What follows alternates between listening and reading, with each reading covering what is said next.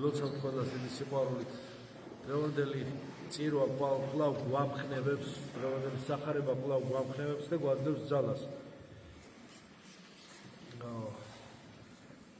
მერტი ყოველგან არს, ყოველსავე აღავსებს ზეცაში, მიწაზე, ხველეთზე, წყალში, ოთხივე სტიქიაში. ცეცხლი, წყალი, მიწა, ჰაერი. ყველგან არს, ყოველსავე აღავსებს. ეს მეტაფიზიკური გაგებით ასე ვთქვათ. ამიტომ კვალი ღვთისა ყოველგან არს. ადამიანის სულშიც ღმერთმა დატოვა კვალი, ხატება თვისი, რათა მსგავსებას მიაღწიოს. ხილულ სამყაროშიც უფალმა კვალი დატოვა, რომ ჩვენ ამ კვალით მივხვდეთ, ნაკვალევით მივხვდეთ, ვინ დატოვა კვალი. და ხილულის, ქმნულის ნახვით თაყვანის ვსეთ შემოქმნეს, ვინც შექმნა ყოველივე. ადამიანის მორწმუნე ადამიანის სულშიც უფალი კვალს ტოვებს, როგორც რაიმე კლდეზე გამოკვეთილ ბარელიებს, როგორცაც ამოკვეთილ ფაქტურას. მაგრამ მორწმუნე ადამიანში სამწუხაროდ თუ არ მოიქცა, მანამ სანამ მოიქცევა, კვალი არ რჩება მის სულში, როგორც წყალზე გავლებული ჯოხით ან რამე საგნით წყალზე რომ გადაავლებ ხელს ან ქვას ჩააგდებ და ტალღები წამოვა, მაგრამ კვალი არ რჩება. ასევე არის ურწმუნო ადამიანის სულიც. ამიტომ ჩვენ კვალი ჩვენს სულზე უფალმა დატოვა, მაგრამ ეს კვალი უნდა, ეს ნაკვალები უნდა იქნეს აუცილებლად რეალიზირებული ჩვენს ცხოვრებაში. ხატება უნდა იქნეს რეალიზებული მსგავსება. ამაში ბრძოლები გვაქვს, რომ ეს არ მოხდეს, ხო? აზრით, სიტყვით, საქმით, ბრძოლები ხილული თუ უხილავი. აი დღევანდელი სახარება გახსოვთ, რომ დემონური ძალისაგან განკურნა უფალმა იშმაკი განაძო და განაგდო ადამიანის სულისაგან. ზოგს ეს გონია, რომ საერთოდ ეს ირაციონალური ძალა არ არსებობს, ზოგს გონია, რომ დემონური ძალა არსებობს და საერთოდ გონია, რომ არ შედის არანაირ მატერიალურ, ასე ვთქვათ, განზომილებაში. ეს დიდი, ასე ვთქვათ, ცდუნებაა და ცდომილებაა. იმიტომ რომ ყველაზე დიდი დემონიზმი არის ის, რომ დემონიზმი არ არსებობს ამის უარყოფით. ყველაზე დიდი, ასე ვთქვათ, საცდურისა, რომ ადამიანი ვერ ხედავს და გონია, რომ არ არსებობს და მხოლოდ თავისი რაციონალური, ასე ვთქვათ, მატერიაში მოცემული მისთვის და არასწორად დაახმული მონაცემებით და შეგრძნებებით ფიქრობს და მსჯელობს და მსოფლმხედველობა არასწორი აქვს. მაგრამ ეკლესიაში უამრავი მეტაფიზიკური, უამრავი ზებუნებრივი რეალიები არსებობს. ერთ-ერთ რეალიაზე, როდესაც ქრისტე კურნავს დემონური ძალისაგან შეპყრობილ ადამიანს, დღევანდელ სახარებაში იყო ლაპარაკი, ხა აღარ მოყვებებ სახარებას, არ წავიდით ხო ამ ნაკვეთს. და ამას იმიტომ ამბობ, რომ არ უნდა დაგვავიწყდეს ყოველთვის ეს აზრები, უხილავი ბრძოლები, ინტენციები, გარკვეული, ასე ვთქვათ, სურვილები, რომლებიც ცოდვაში ჩავარდნისკენ უბიძგებს ადამიანს, ავიწყებს მას, რომ არსებობს ისეთი რეალობა, რომელსაც იგი ვერ აცდება. ზეციური რეალობა, ჯოჯოხეთური რეალობა, არსებობს რეალობა მიღმიური, რომელსაც ადამიანი ამ ცხოვრების შემდეგ შეხვდება. და ის რეალობა უფრო რეალურია, ასე ვთქვათ, ტავტოლოგია, მაგრამ უნდა ითქვას, უფრო რეალური რეალობაა, ვიდრე ეს რეალობა. ხილული ანარეკლიანი უხილავს, პირველად რეალობა ის არის. ამიტომ როდესაც დაივიწყებს ადამიანი იმას, რომ არსებობს ზეციური რეალობა, როდესაც დაივიწყებს იმას, რომ არსებობს სულიერი სამყარო, სადაც იგი პროპორციულად მისი ცხოვრებისა მოხდება და დაივიწყებს, რომ მისი მიწიერი ცხოვრება დროებით ინტერვალია ღვთისაგან მისთვის მოცემულ განვითარების პერიოდში, დროებით ინტერვალია, იმიტომ რომ მერეც გრძელდება სწავლა და გამოცდილება და ცოდნა და ღვთის შემეცნება. როცა დაივიწყებს ამას და ჩაიკედება და თავისთავად მხოლოდ საკუთარ ფიზიკურ სხეულთან ასოცირებს და იდენტიფიცირებს ამ ცხოვრებას მხოლოდ ფიზიკურ ცხოვრებისეულ სიამოვნებასა და აღქმებში, იმ შეგრძნებებში მხოლოდ აიქონს თავის თავს, რომლებიც მოეცა მას ამ ცხოვრებაში და მოეცა ზეცისგან ისიც, მაგრამ არა მარტო იმიტომ მოეცა, რომ მხოლოდ თავის თავში ჩაკეტილ საგნად იქცეს, არამედ იმიტომ მოეცა, რომ ეს მოცემულობა მისთვის მიმართულება იყოს მთავარი მომცემელისადმი, ვინც მისცა, ყოველივე ეს და არა თავისთავად კმარი თვითჩაკეტილი რეალობა, რომელიც თავისივე თავზე ხრება და თავისივე თავზე აბსურდირდება და ბოლოს და ბოლოს აბსურდსა და ასე ვთქვათ იმედგაცრუებაში გადადის, თუ კი ადამიანმა ცხოვრების აზრისი მიღმიური რეალობის გათვალისწინების ფონზე არ ეძება.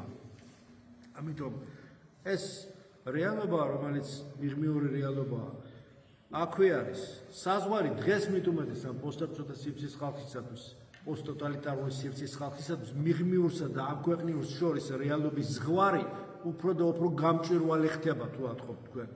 უფრო და უფრო მასისთვისაც კი, არა მარტო ცალკეული ინდივიდებისთვის, არამედ და ოჯახებისთვის, არამედ მასობრივი ცნობიერებისთვისაც კი გამჭვირვალე გახდა ამ ქვეყნისა და იმ ქვეყნიურს შორის მიღმიური ზღვარი.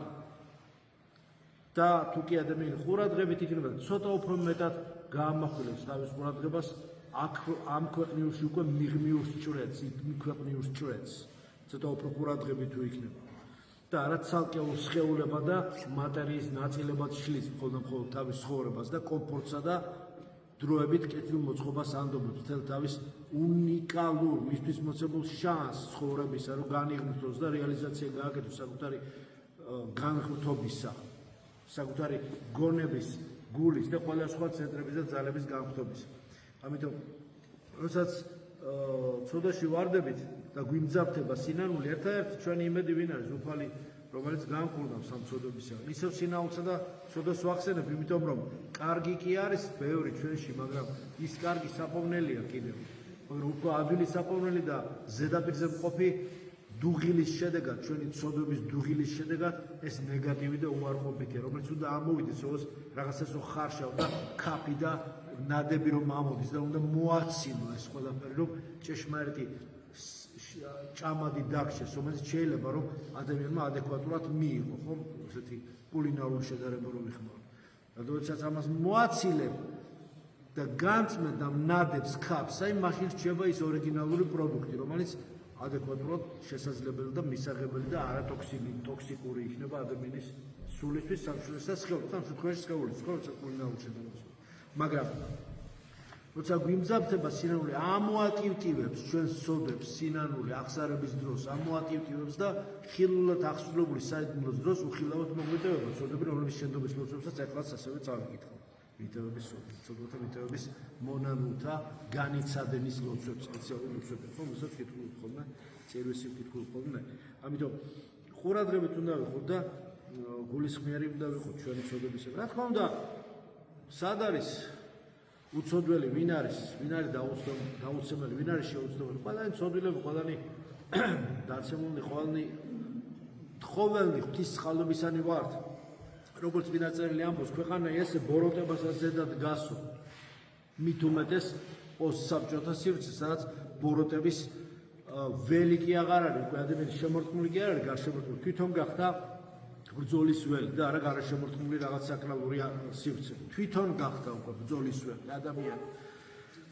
გაჭირვებული, დეპრესირებული, კრიზისში მყოფი, მატერიალური გაჭირვება, სულიერი და ემოციონალური გაჭირვება, მენტალური და ცხოვრების საზრისეული კრიზისი, რომელიც ადამიანს ლაბირინთებში, ბნელ ჩამქრალ რაღაც სარდაფში მოათავსებს ხოლმე და აღარ იცის სად მივიდეს, რა ხელის ცეცებით როგორ ნახოს ნათელი, როგორ გამონახოს ნათელი,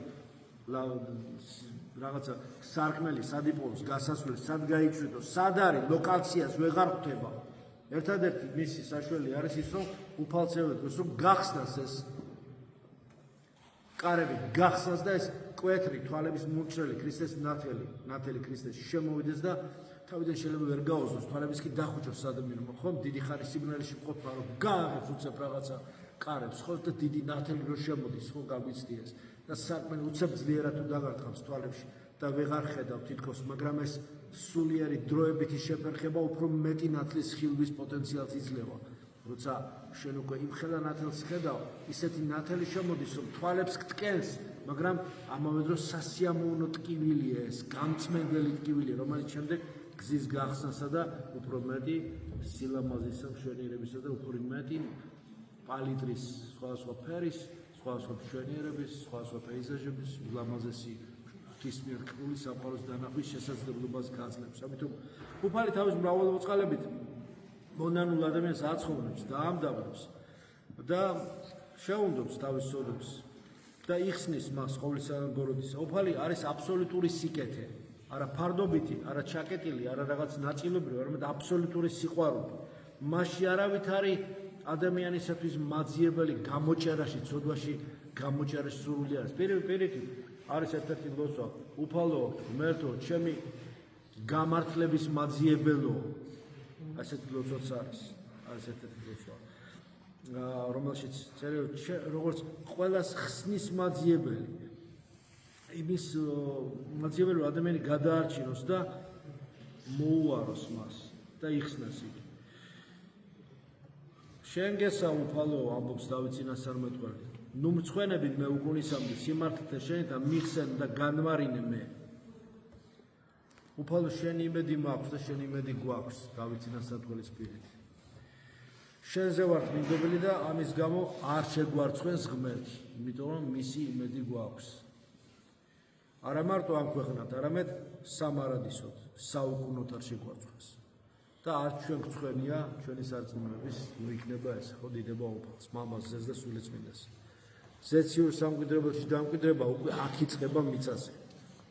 აქ არის უკვე იქაური რეალობა, აქ იწყება. ეს არის ერთი, როგორც აღნიშნე, ზღვარ, ასე თქვა, მცირე დღეს ძალიან გამჭვირვალე ზღვარის მქონე რეალობა. ერთი რეალობის ორი სიმბოლური ასპექტი შეიძლება ასე ითქვას. ამიტომ ვებედროთ უფალს, რომ სიმართლით, ღვთის მადლით, ღვთაებრივი სიმართლით, ღვთაებრივი სიყვარულით, საღვთო მოწყალებით გამოგვიხსნას ჩვენ და ის, რომელიც ეძებს ჩვენს არა წარწმენას, არამედ მიზეზს ჩვენი ცხოვრებისა, მოგცეს საშუალება იმისა, რომ გზა გაიხსნას და ვიაროთ ღვთის საიდუმლო სული სასწაულებით, რასაც ყველას გასურვებთ. მადლობთ ჩვენს იესო ქრისტესი, სიყვარული ღვთისა და მამისა ზიარებს უსმენს და იყოს თქვენ ყოველთა თანა. ამინ.